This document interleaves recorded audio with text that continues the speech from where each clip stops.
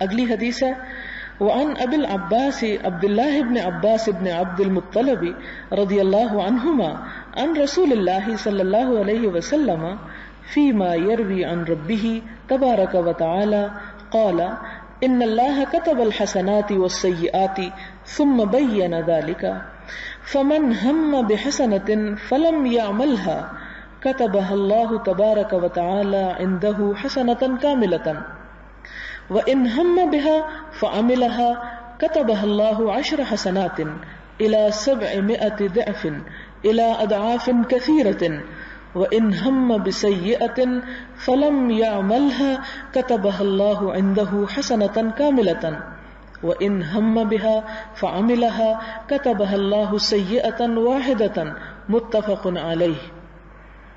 حضرت ابو العباس عبداللہ بن عباس بن عبد المطلب رضی اللہ تعالی عنہما سے روایت ہے کہ رسول اللہ صلی اللہ علیہ وسلم نے فرمایا، اور وہ اپنے رب تبارک و تعالی سے روایت کرتے ہیں. یہ حدیث قدسی کہلاتی ہے کہ یہاں الفاظ اللہ تعالیٰ کے ہیں، روایت حضور صلی اللہ علیہ وسلم کی ہے، لیکن یہ الفاظ قرآن کا حصہ شمار نہیں ہوں گے. اور اللہ تعالیٰ کا کلام تو جیسے کہ آپ جانتے ہیں کہ اتنا زیادہ ہے کہ سورۃ الکہف میں آتا ہے کہ اگر سارے سمندر سیاہی بن جائیں، سارے درخت کلمے بن جائیں اور اللہ کی باتیں لکھی جانے لگے تو وہ باتیں کبھی ختم نہ ہوں گی. وہ سیاہی ختم ہو جائے گی، وہ کلمے گھس جائیں گی، اللہ کی باتیں ختم نہیں ہوں گی. تو پھر وہ بھی اللہ کا کلام ہوا سارا، قرآن بھی اللہ کا کلام، یہ حدیث قدسی بھی اللہ کا کلام. تو اسی لیے اللہ کا کلام جو قرآن ہے اس کے ہر دوسرے کلام سے مختلف ہے.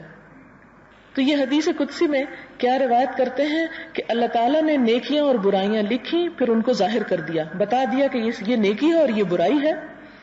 کہ جس شخص نے کسی نیکی کا ارادہ کیا اور اس کو نہ کیا، ارادہ ہے پکی نیت ہے، یہ نہیں کہ صرف اوپر کا ارادہ یا دکھاوے کا ارادہ، نہیں، پکا ارادہ کیا پھر اس کو نہ کیا تو اللہ تعالیٰ نے ایک نیکی لکھ دی. اور جس نے نیکی کا ارادہ بھی کیا اور اس کو کر گزرا تو اللہ تعالیٰ نے 10 نیکیاں لکھی، 700 گنا تک یا اس سے زیادہ. اور جس نے کسی برائی کا ارادہ کیا پھر اس کو نہ کیا تو اللہ تعالیٰ نے ایک پوری نیکی لکھ دی، اور اگر وہ برائی عمل میں آ گئی تو صرف ایک برائی لکھی. یہ ہے اللہ تعالیٰ کی دراصل رحمت کہ جب تک انسان نیکی کا ارادہ کرتا رہتا ہے، کر نہیں پاتا کسی مجبوری کی وجہ سے، تو نیکی لکھی جاتی ہے. کر لیتا ہے 10 گنا اور کئی 100 گنا تک بڑھاتا ہے. اس کی وجہ کیا ہے؟ جتنا خلوص ہے.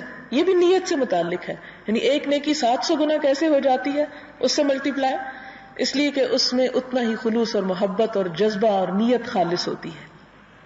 اور اگر کوئی شخص برائی کا ارادہ کرتا ہے لیکن رک جاتا ہے، عمل نہیں کرتا، تو بھی نیکی لکھتی جاتی ہے، یعنی برے ارادے پر بھی عمل نہ کرنے کی وجہ سے. اور اگر کر گزرتا ہے تو صرف ایک برائی. اور اب آپ دیکھیں کہ اس کے باوجود اگر نیکیوں کا پلڑا قیامت کے دن ہلکا ہو جائے اور برائیاں بھاری ہو جائیں تو پھر اس میں کس کا قصور ہے؟ ہمارا اپنا. کہ نیکی تو اللہ نے کئی 100 گنا زیادہ لکھی اور برائی 1 گنا لکھی، اور پھر بھی ہم نے اتنی کر دی کہ اس کو بوجھل کر دیا. تو پھر اللہ تعالیٰ تو واقعی رحمان اور رحیم ہے، وہ ظالم نہیں جب تک کہ بندہ اپنے اوپر اتنا ظلم نہ کر لے کہ وہ اپنے آپ کو ظالم ثابت کر دے.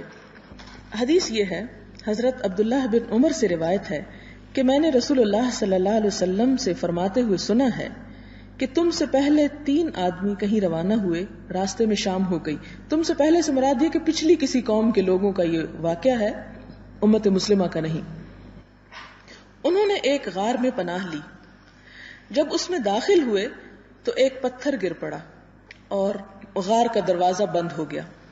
ان لوگوں نے کہا اس پتھر سے کوئی نجات نہیں دے سکتا، ہاں یہ کہ اللہ تعالیٰ کو اپنے کسی عمل کی یاد دلاتے ہوئے پکارو کہ اللہ فلاں میں نے ایک بہت اچھا کام کیا تھا، میرے اس عمل کا اجر مجھے دے اور یہ پتھر ہٹا دے، یعنی اس کی وجہ سے یہ کر دے.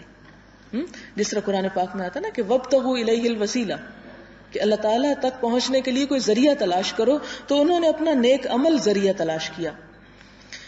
ان میں سے ایک نے کہا کہ اے اللہ تعالیٰ میرے ماں باپ بوڑھے تھے اور میں ان سے پہلے اپنی بیوی اور بچوں کو دودھ نہیں پلاتا تھا. ایک روز درختوں کی تلاش مجھے دور لے گئی اور راستے میں مجھے شام ہو گئی. جب گھر پلٹا تو ان کو سوتا ہوا پایا. میں نے برا سمجھا کہ میں ان کو بے آرام کروں یا ان سے پہلے بیوی بچوں کو دودھ پلاؤں. پیالہ میرے ہاتھ میں تھا اور میں ان کے جاگنے کے انتظار میں رہا یہاں تک کہ صبح نمودار ہو گئی. یعنی ساری رات والدین کے سرہانے کھڑا رہا دودھ کا پیالہ اٹھائے کہ کسی وقت اٹھیں تو میں انہیں پیش کروں. وہ بہت اعلیٰ درجے کا کام ہے. ہمارے والدین تو شاید ہمیں ایک سے دوسری دفعہ بلائیں تو ہم چڑھ جائیں کہ ہمیں یہ بات کہتے کیوں ہیں. تو یہ ایک عملی طور پر بہت ہی اعلیٰ درجے کی نیکی تھی. اور میرے بچے میرے پاؤں پر لوٹ رہے تھے. بھوک کی وجہ سے وہ میرے پاؤں میں ہی یعنی سو گئے. مراد یہ ہے یعنی صبح نمودار ہوئی اور بچوں کو نہیں اس وقت تک دیا, والدین کو پہلے دیا. اے اللہ اگر یہ کام میں نے تیری خوشی کے لیے کیا ہے یعنی میری اچھی نیت تھی تو پھر اس پتھر کو ہم سے دور کر دے.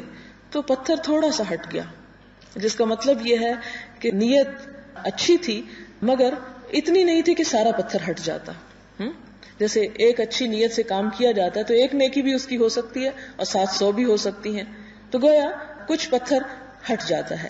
دوسرے نے کہا کہ اے اللہ میری ایک چچا زاد بہن تھی, وہ مجھ کو بہت محبوب تھی. ایک روایت میں ہے کہ میں اس کو اتنا چاہتا تھا جیسے کسی مرد کو عورت سے محبت ہو سکتی ہے. ایک دن میں نے بلایا, اس نے انکار کیا, یہاں تک کہ قحط سے پریشان ہو کر وہ میرے پاس آئی. میں نے اس کو 120 دینار اس شرط پر دیے کہ وہ مجھ سے علیحدگی میں ملے تو وہ راضی ہو گئی. جب میں نے ارادہ کیا تو اس نے کہا اللہ سے ڈر. میں یہ سن کر باز رہا حالانکہ وہ مجھے انتہائی محبوب تھی. پھر میں نے اس سے روپیہ بھی واپس نہیں لیا. اے اللہ اگر میں نے یہ کام تیری رضا کی خواہش میں کیا یعنی اس برائی سے باز آ گیا, زنا سے باز آ گیا, تو ہمیں اس مصیبت سے رہائی عطا فرما. تو پتھر اور کھسک گیا مگر اتنا نہیں کہ وہ اندر سے نکل سکتے.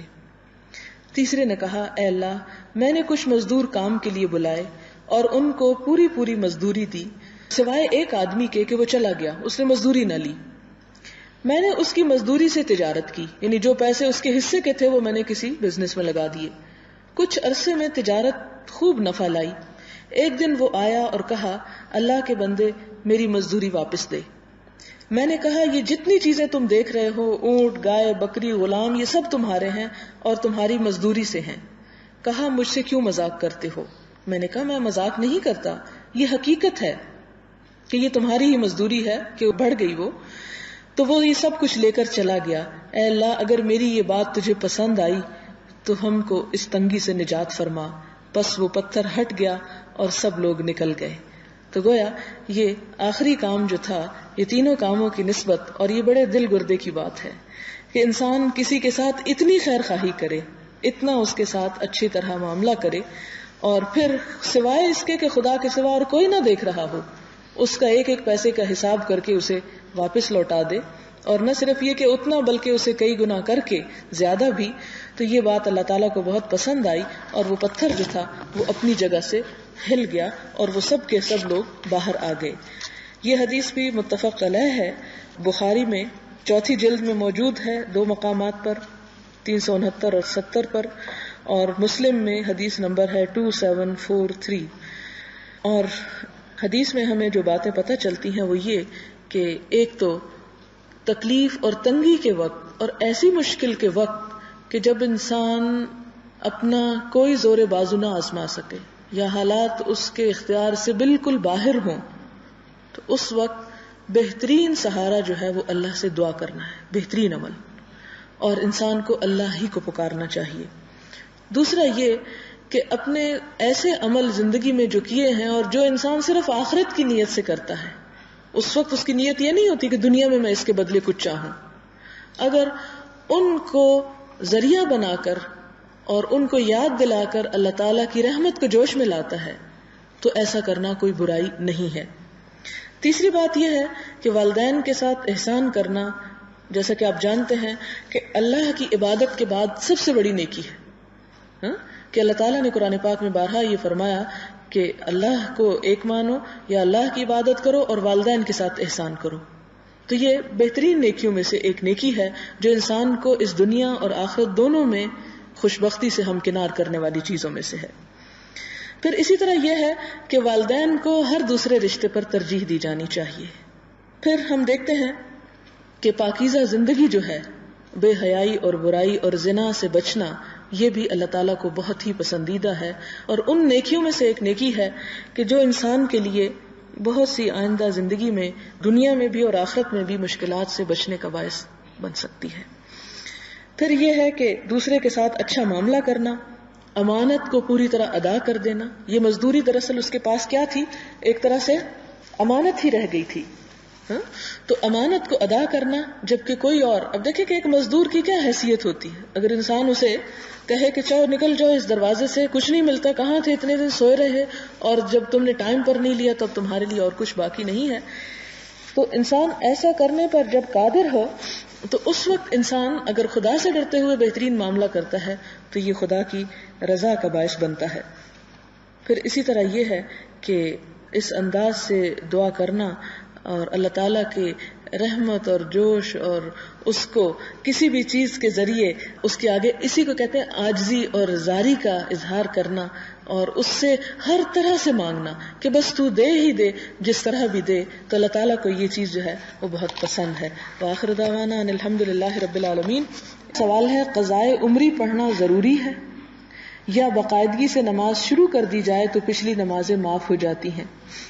اس میں قضائے عمری جو ایک لفظ ہے، یہ میرے خیال میں عام طور پر اس لیے استعمال ہوتا ہے کہ عمر بھر جو نمازیں نہیں پڑھی ان کو قضا پڑھ لیا جائے۔ ہمارے ہاں ایک یہ بھی ٹرینڈ ہے کہ رمضان میں شاید یا کوئی اور موقع ہوتا ہے، اس میں عموماً لوگ 2 نفل اس لیے پڑھتے ہیں، یا آخری جمعے کے دن رمضان کے یا حج کے دن اس لیے 2 نفل پڑھتے ہیں کہ وہ گزشتہ ساری نمازوں کا کفارہ ہو جائے۔ ایسی کوئی بات اللہ کی کتاب یا سنت رسول صلی اللہ علیہ وسلم سے ثابت نہیں کہ انسان ساری زندگی موج کرے اور حج کے دن یا آخری جمعے کے دن 2 رکعت نفل پڑھ کے تو سارا کھاتا پورا کر دے۔ تو یہ چیز سنت سے ثابت نہیں، اور نہ ہی یہ عقل میں سماتی ہے انسان کے کہ ایک شخص جو ہے دن میں 5 مرتبہ اپنے آپ کو تکلیف میں ڈالے ہوئے ہے اور دوسرا شخص سال میں 1 مرتبہ 2 نفل پڑھ کے، تو یہ تو قضاء عمری کا کوئی تصور نہیں ہے۔ دوسرا یہ ہے کہ ایک شخص ہے جس نے غفلت میں بہت نمازیں ضائع کر دی، اب اسے احساس ہوا اور اس نے توبہ کی، تو انشاءاللہ اگلی مرتبہ توبہ کا جب باب شروع ہوگا تو اس میں مزید اس بات کی وضاحت ہوگی کہ جب انسان کسی گناہ سے جب توبہ کر لیتا ہے، اگر وہ توبہ قبول ہو جاتی ہے، یعنی سچے دل سے توبہ کرتا ہے، اور توبہ کی شرائط بھی آپ پڑھیں گے، تو وہ پچھلا حساب کتاب بالکل صاف ہو جاتا ہے۔ بلکہ اللہ تعالیٰ کا یہ وعدہ بھی ہے کہ میں ان برائیوں کو بھی بھلائیوں سے بدل دیتا ہوں، جب ایک بندہ سچے جذبے کے ساتھ خدا کی طرف پلٹتا ہے۔ تو جب نماز کا یہ معاملہ ہے کہ پچھلی نمازیں اگر ایسی کوئی رہ گئی ہوں اور سچے دل سے انسان توبہ کر لیتا ہے، تو پھر ان کا بار بار پڑھنا جو ہے یا دہرانا جو ہے وہ لازم نہیں، شرط یہ ہے کہ آئندہ کے لیے کوئی نماز جان بوجھ کر قضا نہ کرے۔ سوال نمبر 2، قصر نمازیں 2 ملا کر پڑھی جا سکتی ہیں؟ جی ہاں، پڑھی جا سکتی ہیں۔ اس میں طریقہ یہ ہے کہ ظہر اور عصر، مغرب اور عشاء، مغرب اور عصر نہیں ملا کے پڑھی جا سکتی، یا عشاء اور فجر نہیں ملائی جائے گی، کیونکہ سنت سے ہمیں اسی طرح ملتا ہے۔ اور جیسا کہ آپ جانتے ہیں حج کے موقع پر بھی وقوف عرفہ کے دن ظہر اور عصر اور پھر مزدلفہ میں پہنچ کر مغرب اور عشاء اکٹھی پڑھی جاتی ہیں۔ تو نبی صلی اللہ علیہ وسلم سے یہ بات ثابت ہے کہ عام سفر میں بھی انہوں نے نمازیں جمع کی۔ یہ نہیں ہو سکتا کہ قبلہ ادھر ہے اور آپ ادھر جا رہے ہیں اور آپ نماز پڑھ لیں۔ حضور صلی اللہ علیہ وسلم سے جو سواری پر نماز ملتا ہے وہ یہ کہ ایک مرتبہ جب آپ نیت کرتے تو اس کو اس طرف موڑتے، اور پھر اگر ضرورت کے تحت قافلہ یا جو بھی ادھر ادھر مڑ جاتا تو پھر کوئی بات نہیں۔ مثلاً آپ نے قبلے کی نیت کی، رخ کیا، لیکن یکایک گاڑی نے ایسا ٹرن لیا کہ قبلہ بالکل بیک پہ آ گیا، تو کوئی حرج نہیں، نیت کے وقت جو ہے وہ کم از کم سامنے ہونا چاہیے، یعنی اس کو جتنا بھی حد الوسع ممکن ہو اس کو فالو کیا جائے۔ پھر یہ ہے کہ فجر میں بھی قصر کے 2 فرض ہی پڑھ سکتے ہیں یا سنتیں بھی پڑھنی چاہیے؟ حضور صلی اللہ علیہ وسلم سے فجر کی 2 سنتیں اور وتر کی نماز ایسی ہے کہ جو آپ نے کبھی سفر میں بھی نہیں چھوڑی، باقی سنتیں آپ نے سفر میں نہیں پڑھی، اس لیے فجر کی قصر جو ہے وہ قصر نہیں ہے بلکہ پوری نماز ہے۔ وآخر دعوانا ان الحمدللہ رب العالمین۔ سبحان اللہ وبحمدہ عدد خلقہ ورد نفسه وزنة عرشه ومداد كلماته سبحان الله العظيم اللهم صل على سيدنا ومولانا محمد وبارك وسلم ربنا آتنا في الدنيا حسنة وفي الآخرة حسنة وقنا عذاب النار ربنا لا تؤاخذنا إن نسينا أو أخطأنا ربنا ولا تحمل علينا إصرا كما حملته على الذين من قبلنا ربنا ولا تحملنا ما لا طاقة لنا به واعف عنا واغفر لنا وارحمنا أنت مولانا فانصرنا على القوم الكافرين یا حی یا قیوم برحمتک نستغیث اللهم انفعنا بما علمتنا وعلمنا ما ينفعنا وزدنا علما اللهم ارزقنا حبك وحب من يحبك وحب عمل يقربنا الى حبك اللهم لا مانع لما اعطيت ولا معطي لما منعت ولا ينفع ذا الجد منك الجد. یا رب العالمین، جو کچھ ہم نے سیکھا ہے اگر اس کے سمجھنے میں کوئی غلطی ہو گئی ہو تو ہماری اصلاح فرما دے، ہمیں صراط مستقیم عطا فرما، اور جو کچھ ہم صحیح معنوں میں سیکھتے ہیں اور تجھے پسند ہے اس کے بہترین حصے پر ہمیں عمل کی توفیق عطا فرما. یا رب العالمین، ہماری کوششوں میں برکت پیدا کر دے، ہمارے اندر اخلاص پیدا کر دے، ہمارے دلوں میں اپنی محبت ڈال دے، ہمیں رسول اللہ صلی اللہ علیہ وسلم کے اتباع کی توفیق عطا فرما. یا رب العالمین، تو ہماری اولاد کو ہماری آنکھوں کی ٹھنڈک بنا، ان کو دین و دنیا میں بہترین کامیابیاں عطا فرما. اللہ تمام بیماروں کو صحت عطا فرما. یا اللہ ہمارے والدین پر رحم فرما. یا اللہ ہمارے دنیا سے جانے والوں کے درجات بلند فرما، ان کی بخشش فرما، ان پر رحم فرما. یا رب العالمین، جو بہنیں تکلیف کر کے یہاں تک پہنچی ہیں اللہ ان کا آنا قبول فرما. یا اللہ پاکستان کو ایک مضبوط پاکستان بنا، اللہ اسے اندرونی اور بیرونی دشمنوں سے نجات عطا فرما. یا رب العالمین، امت مسلمہ کو اتحاد عطا فرما. ربنا تقبل منا انك انت السميع الدعاء وتب علينا انك انت التواب الرحيم. وصلى الله تعالى على خير خلقه محمد وعلى آله واصحابه واهل بيته اجمعين برحمتك يا ارحم الراحمين. الہی آمین. وآخر دعوانا ان الحمد للہ رب العالمین. سبحانک اللہم وبحمدک نشہد ان لا الہ الا انت نستغفرک ونتوب الیک. والسلام علیکم ورحمۃ اللہ وبرکاتہ.